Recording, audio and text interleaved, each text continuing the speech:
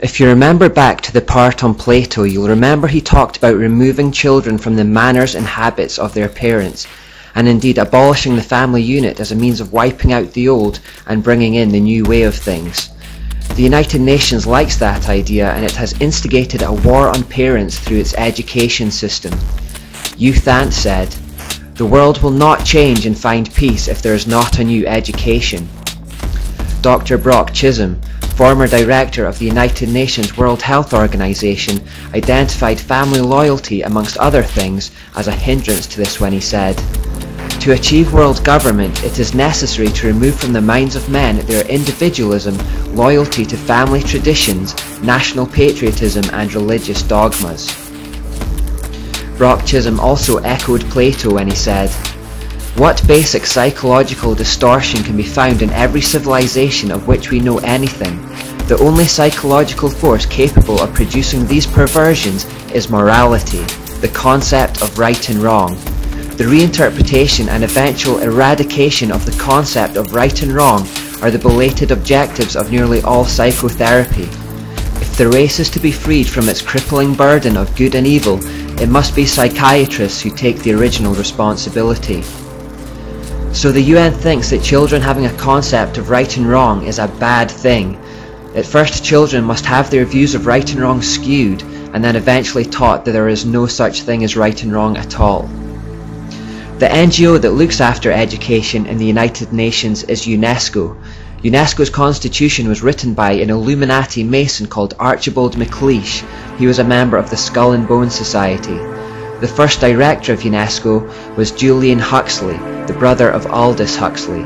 He was the 1962 Humanist of the Year and a member of the Communistic Colonial Bureau of the British Fabian Society. He was also a signatory on the Humanist Manifesto too. Under Huxley's guidance, the United Nations produced a document called the Handbook for Teachers, and it reminded teachers of their role in preparing children for a world organization. Huxley said in 1948, "Its education program can stress the ultimate need for world political unity and familiarize all the peoples with the implications of the transfer of full sovereignty from separate nations to a world organization. Political unification and some sort of world government will be required." UNESCO explained, "If UNESCO is attacked on the grounds that it is helping to prepare the world's people for world government, then it is an error to burst forth with apologetic statements and denials. Let us face it, the job of UNESCO is to help create and promote world citizenship. When faced with such a charge, let us by all means affirm it from the housetops." They're not even pretending to hide it. So in whatever country you live, you may notice the media and education systems encouraging you to feel ashamed of your nationality, your history, or your politicians. This is designed to remove your allegiance from your nation so that you are more ready to accept global citizenship. But what about this war on parents they're waging? On the opening page of the UNESCO handbook it says, "Before the child has entered school, his mind has already been profoundly marked and often injuriously by earlier influences, i.e. parents, first gained however dimly in the home." UNESCO thinks that if you have been teaching your child the truth about God in the home, then you have injured their mind, and that this needs to be undone in the school. Page 58 of the UNESCO handbook says, "As we have pointed out, it is frequently the family that infects the child with extreme nationalism. The school should therefore use the means described earlier to combat family attitudes. The whole aim is to undermine Judeo-Christian values and to eradicate it as an infection from the minds of children." Peter Hoagland perhaps sums up their attitude when he says, "Fundamental Bible-believing people do not have the right to indoctrinate their children in their religious beliefs, because we, the state, are preparing them for the year 2000 when America will be part of a one-world global society and their children will not fit in."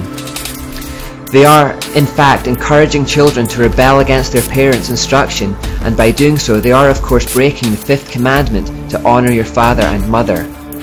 On page 8 of the handbook for teachers it says, "The kindergarten or infant school has a significant part to play in a child's education.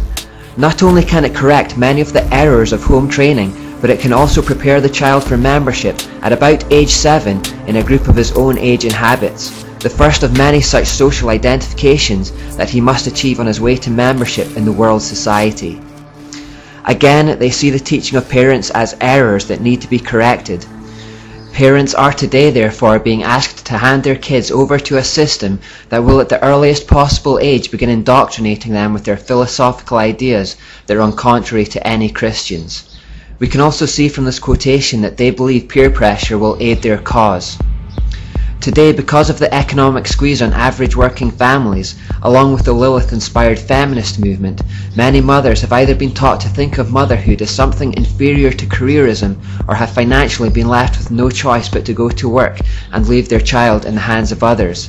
This separation between kids and parents is good for the United Nations.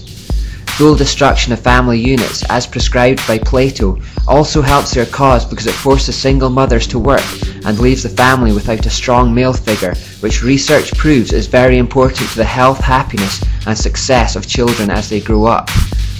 More to the point, the home is then robbed of strong male spiritual leaders.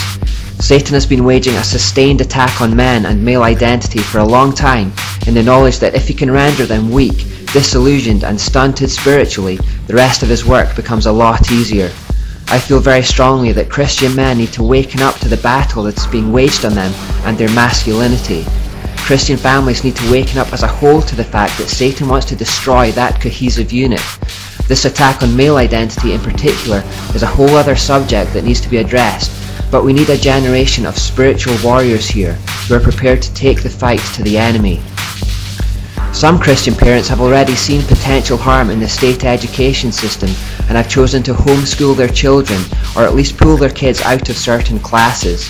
This is of course not acceptable in the coming new world order. In Germany it is already illegal to homeschool children, and in March 2011 a couple were jailed for withdrawing their child from a sex education class. Here in the UK on 18th of October 2009, the British Government Schools Minister Diana Johnson went on to BBC Radio 4's Sunday programme hosted by Roger Bolton and explained that some evangelical parents may need monitoring by the state because they may intimidate their children with ideas about God, sin and hell. She explained that they were reviewing the rules of home education, and as part of the shake-up, the government wanted state education officials to have the right to interview homeschooled children without their parents being present. The intention, of course, is to identify and prosecute those parents who are giving their children Christian ideas that go against those of the New World Order. Are these the actions of a free nation when the government wants to prosecute people who think the wrong things, believe the wrong things and speak the wrong things? It seems to me we don't realise how dark things have become. So worried are the UK government that Christian parents could keep their children out of the system that they reviewed the homeschooling policy 3 times in just 4 years. Just a couple of months before that interview on the BBC, an American court ruled that a homeschooled girl aged 10 should have to start attending a state-run school because her views were deemed to be too Christian. Her mother's attorney stated that the court decided that the girl's religious beliefs are a bit too sincerely held and need to be mixed amongst other worldviews. Access to Christian ideas is not to be tolerated in the New World Order. Let's take the sex education issue in which the German couple took a stand as a little case study of where things are going. Back on October 16, 1969, the co-founder of UNESCO, Reinhold Niebuhr, undersigned an advert from the Sexuality, Information and Education Council of the United States, or SICUS for short. It read, "It is the position of SICUS that contraceptive services should be available to all, including minors, who should enjoy the same rights of free and independent access to contraceptive care as do others. It is the position of SICUS that the use of explicit sexual materials, sometimes referred to as pornography, can serve a variety of important needs in the lives of countless individuals." So UNESCO approve of the idea that everyone, including minors, should have access to contraception, and they approve of the use of explicit pornography in their education. Fast forward to 9th of March 2011, where it was reported in the UK that explicit and permissive sexual material has just been cleared for children as young as 5 years old in the name of education. Despite this education already having led to explosions in sexual promiscuity, disease and teenage pregnancies, this line has not been abandoned. Quite the opposite, the age at which children have access to it is reduced. Furthermore, free contraception is now widely available to facilitate early sexual activity, which is promoted as safe but which is anything but. Disease has skyrocketed. These policies daily help destroy the lives of young people around the world. The reason it's not being reversed is because they're not really concerned about the well-being of individuals. The primary aim of the whole United Nations organization is to usher in the required conditions for their Christ Lucifer. The end justifies the means in their eyes. As the parents in Germany found out, they are jailed if they try to keep their children away from it. Huxley's UNESCO handbook even perpetuated the old ideas of eugenics, saying, "Thus, even though it is quite true that any radical eugenic policy will be for many years politically and psychologically impossible, it will be important for UNESCO to see that the eugenic problem is examined with the greatest care, and that the public mind is informed of the issues at stake, so that much that is now unthinkable may at least become thinkable."